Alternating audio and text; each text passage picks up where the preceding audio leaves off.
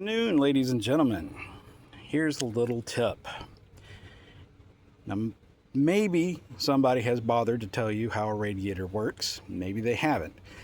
A lot of people I know really don't have a full grasp of what's going on with the radiator. And this is some hard-won experience that really helps when you're in survival mode.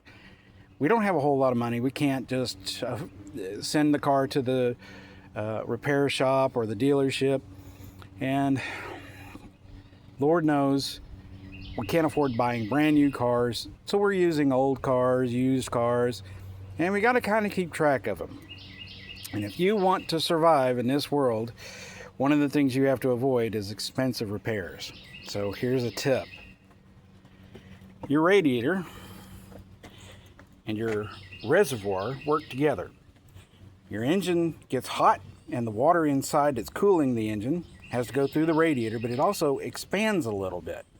And in order to keep the expansion from just throwing water out on the ground and being lost, they invented the reservoir, which this cap has a relief valve in it. The water comes out of the cap, goes through this line, goes to the bottom of the reservoir, and then fills up to about this level right here. Now, you can't see it in this video, maybe, so I'm going to mark this up. You see that line right there? That is the max line. That is how far the water is supposed to come up when it's full, when it's hot. Now, when it's cold, there's another line down here, and it is supposed to try to stay above that line down there. It says minimum, min. Okay, and a lot of people have been told, hey, watch that reservoir. Okay, that's great and all, but even that's not enough, unfortunately. So, yes, if you keep the water in the reservoir up to that maximum when it's hot and at least to the minimum when it's cold, for the most part, that's what you need. That's what the car needs. You'll be fine, except if you develop a leak. Because if you develop a leak somewhere in the system, the water goes out through that leak because there's pressure in there. And then when the engine cools down and the water and the steam begins to shrink and it creates a vacuum.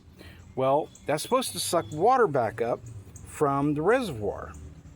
But if there's a leak, it's also sucking air. And it'll suck some water and it'll suck some air. And when you drive, it'll blow water out into the reservoir and also onto the ground or somewhere.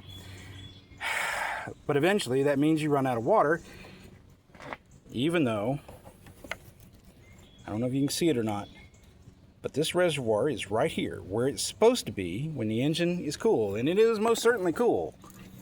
But you don't see any water right here, and you really can't see very far down because it's got a little bend.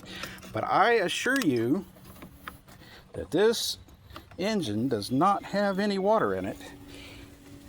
How do I know?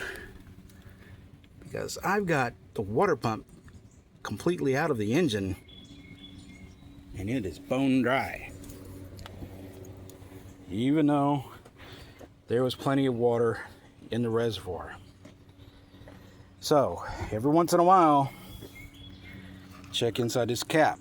Now, it has to be cool, or you're going to open this cap and the engine's going to spray very hot water at you and burn your hand.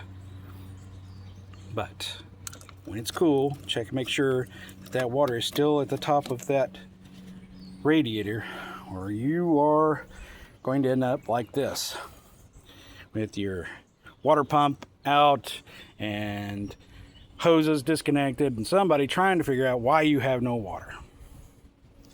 Anyway, happy surviving. Love you guys.